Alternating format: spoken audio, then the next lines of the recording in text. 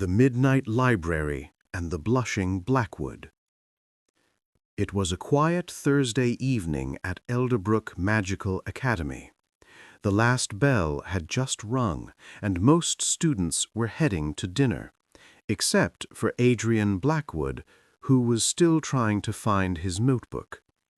"Come on, it has to be somewhere," he muttered, searching under the desks in the empty charms classroom. Zoe Whitemore leaned against the doorframe with her arms crossed. "Adrian, you lose things more often than Sebastian loses his patience." Sebastian Crow looked up from his book. "Which is every 5 minutes," he said dryly. Adrian shot them both a look.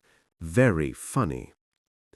As he bent down to pick up a stack of papers, the door opened again, and someone stepped inside. A tall girl with bright red hair and emerald green eyes walked in confidently, carrying a pile of books. "Oh, sorry, I didn't realize someone was still here," she said with a friendly smile. Adrian froze. His brain stopped working for approximately 3 seconds. Zoe's grin widened instantly. "Oh, my stars, it's Ruby Brightwell."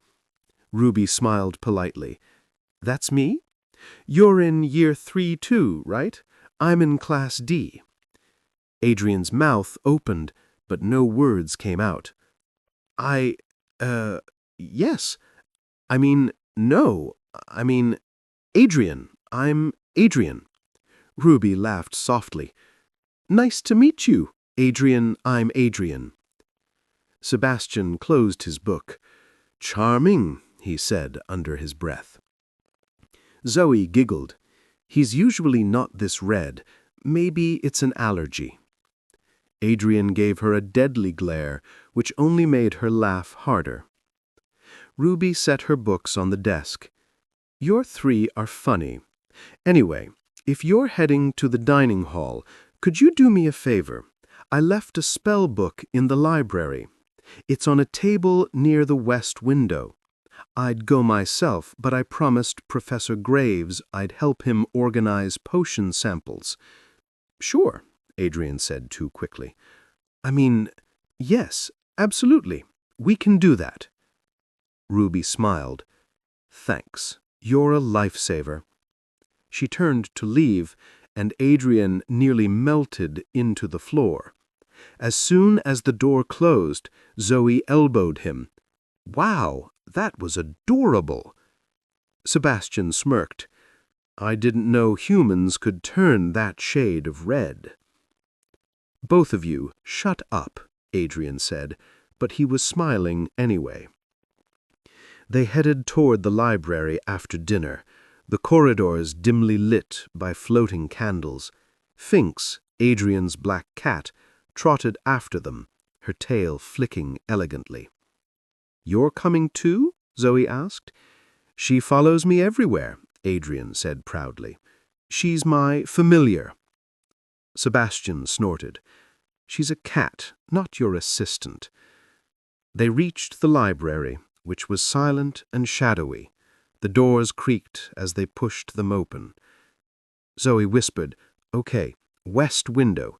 Let's just grab the book and get out before a ghost librarian attacks us." They found the spellbook easily enough, but as Adrian picked it up, Finks jumped onto the table and knocked over an entire stack of scrolls. The scrolls rolled off the table and right into a large cabinet, which began to shake violently. "Oh no, that's not good."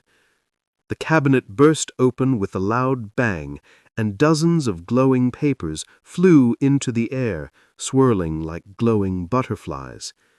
Zoe gasped. "Those are enchanted study sheets." Sebastian groaned. "Of course they are." The flying papers began circling the room, bumping into each other and multiplying. Within seconds, the library looked like a glowing snowstorm.